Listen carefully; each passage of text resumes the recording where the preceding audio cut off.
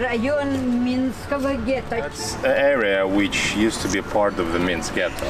The ghetto area was a bit larger further away, but there was a house here. There was only wooden houses, and the house here was, if you could imagine what a house looked like, is the house that the windows would be facing the ground.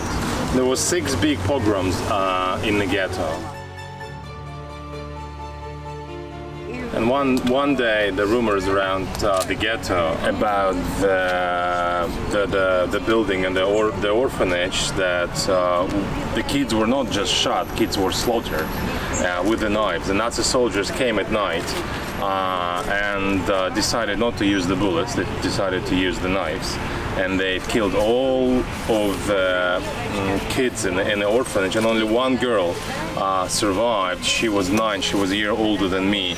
My mom then took her to our house, and that's how she escaped from that, because she has hidden in a little oven, and Nazis didn't find her during the pogrom. It's the center of the ghetto that where the road is now, there were gates of the ghetto. To escape from the ghetto, to get out of the ghetto, was completely impossible besides the gates. Beside the gates that were opening when the groups of Jews would be taken to labor to do some work, and they would be coming back. But all of them were guarded, and all of them sort of had soldiers accompanying them with the guns and dogs. So, of course, the Gestapo and the Nazis were looking after my dad, and then they, in 1942, they came into our house, and they were looking for the arms. Пожалуйста, продолжайте наши, мы уходим. Please continue our story. We are living one by one. И боритесь, чтобы дети, ни ваши внуки не знали. And you tell that the world, so your children and grandchildren wouldn't know the same history, wouldn't experience the same tragedy in the future. Спасибо большое. Ой, Деборочка, приезжай почаще.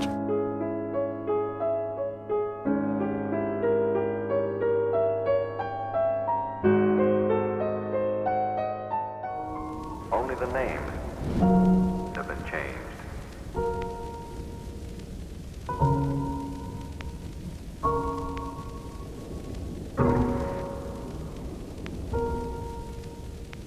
Here. Only the names have been changed.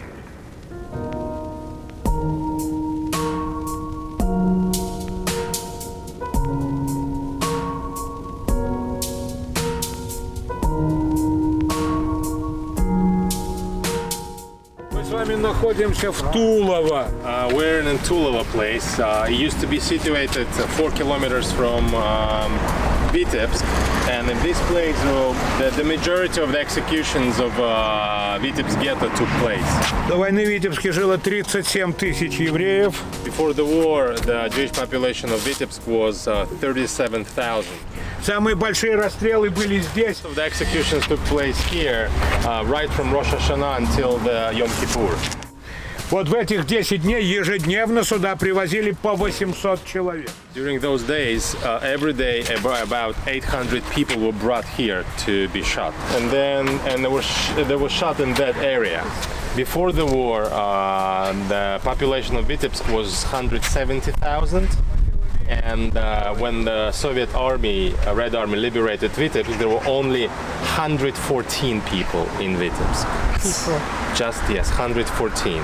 So not even 1,000. And of course, no Jews here. Vitebsk is amongst the 5 cities that were mostly destroyed during the war.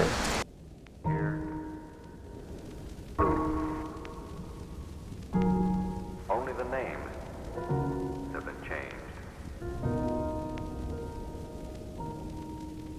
The story you're about to hear. В 1941 году On June 22nd, 1941, the war began, and the Germans invaded Brest. And on June 23rd, a day later, the executions started, and mostly the executions of young adults, so young men, so 16, 17, 18 years old. This drawing is based on an eyewitness account by an old childhood friend of mine. It happened 2 streets over, where people were put into trucks and unloaded, and then the next day after this they were executed, shot. 2 old men were remembering their childhood and were very, very sad that they didn't have a camera to capture the moments they lived through, so they decided to get everything out of here and put it on paper.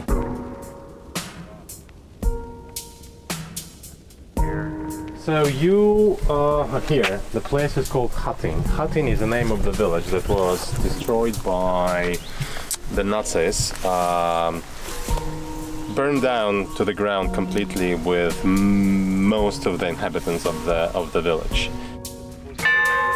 On the 22nd of March, the fascists have destroyed the village Hatin with all its inhabitants.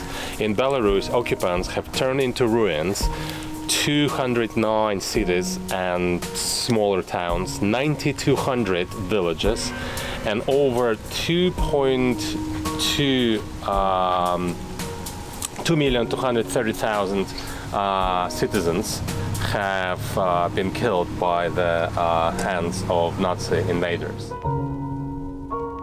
So the numbers are just reflecting sort of a general amount and reflecting how big it is. I mean, I would say that if it says 150,000 and it's been 220,000, it's still, both figures are huge. But usually the lowering the figures was a reason to show the less loss in people than the Nazis did.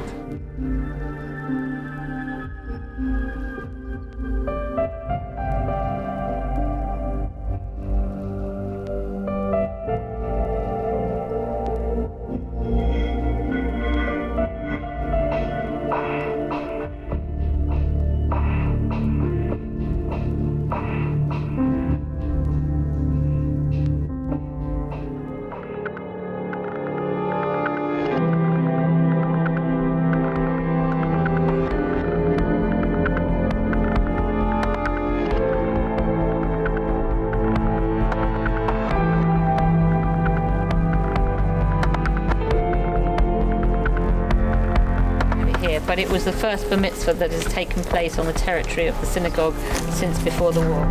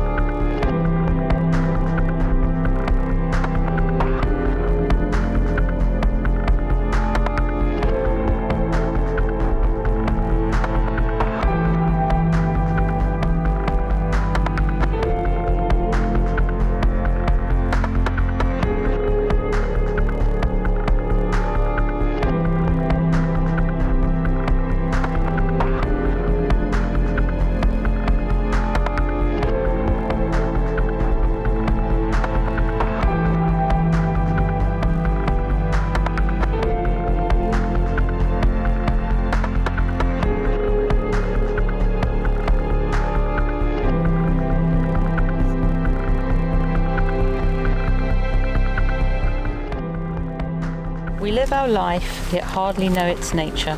For from a mystery we come, and to this mystery we return. The death of those close to our hearts grieves and humbles us. It reminds us that we all must die. Like grass that grows in the morning, that grows so fresh in the morning, and in the evening fades and dies. So we end our years like a sigh.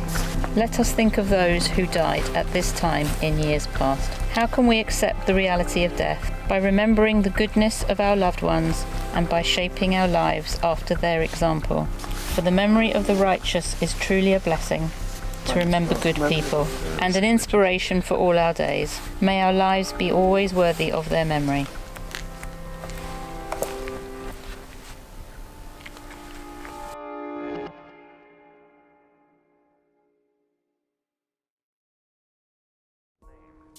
Друзья, я надеюсь, вам понравилось наше путешествие. Я надеюсь, вам понравились места, в которых вы побывали, и вы немножечко смогли заглянуть в те тайны наследия Беларуси, наследия еврейской Беларуси, которые так далеки и так близки.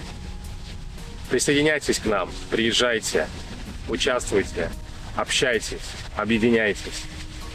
Вместе мы сможем узнать многое, рассказать многое и сделать многое для будущих поколений. Спасибо.